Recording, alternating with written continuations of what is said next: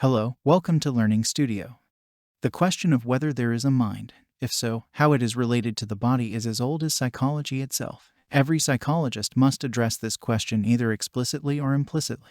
Through the years, almost every conceivable position has been taken on the mind-body relationship. Some psychologists attempt to explain everything in physical terms. For them, even so-called mental events are ultimately explained by the laws of physics or chemistry. These individuals are called materialists because they believe that matter is the only reality, and therefore everything in the universe, including the behavior of organisms, must be explained in terms of matter. They are also called monists because they attempt to explain everything in terms of one type of reality, matter. Other psychologists are at the opposite extreme, saying that even the so-called physical world consists of ideas. These individuals are called idealists, and they, too, are monists because they attempt to explain everything in terms of consciousness.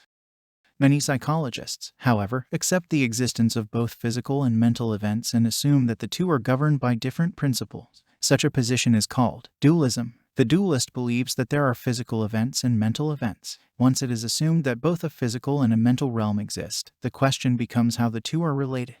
For the monist, of course, there is no mind-body problem. Types of dualism. One form of dualism, called interactionism, claims that the mind and body interact. That is, the mind influences the body, and the body influences the mind. According to this interactionistic conception, the mind is capable of initiating behavior. This was the position taken by Descartes and is the one taken by most members of the humanistic existential camp. The psychoanalysts, from Freud to the present, are also interactionists. For them, many bodily ailments are psychogenic, caused by mental events such as conflict, anxiety, or frustration.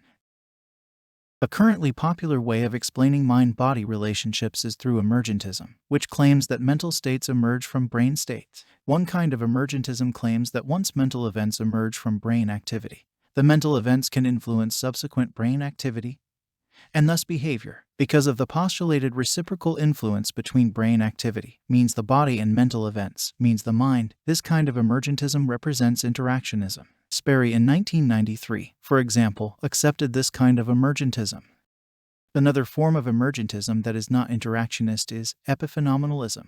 According to the epiphenomenalist, the brain causes mental events, but mental events cannot cause behavior. In this view, mental events are simply behaviorally irrelevant byproducts epiphenomena of brain processes.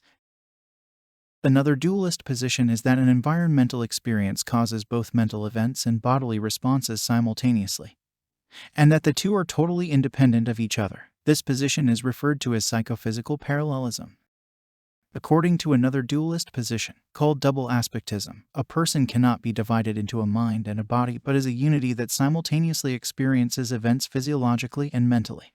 Just as heads and tails are two aspects of a coin, mental events and physiological events are two aspects of a person. Mind and body do not interact, nor can they ever be separated. They are simply two aspects of each experience we have as humans.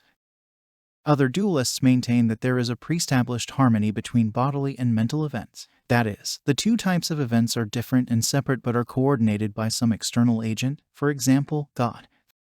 Finally, in the 17th century, Nicolas de Malebranche suggested that when a desire occurs in the mind, God causes the body to act. Similarly, when something happens to the body, God causes the corresponding mental experience. Malebranche's position on the mind-body relationship is called occasionalism. This picture shows Kishome's whimsical summary of the Probst mind-body relationships. Kishome's depictions of various mind-body relationships. The bird drawn with the broken line represents the mind, and the bird drawn with the unbroken line represents the body. Thanks for watching. Don't forget to like, share, comment, and subscribe.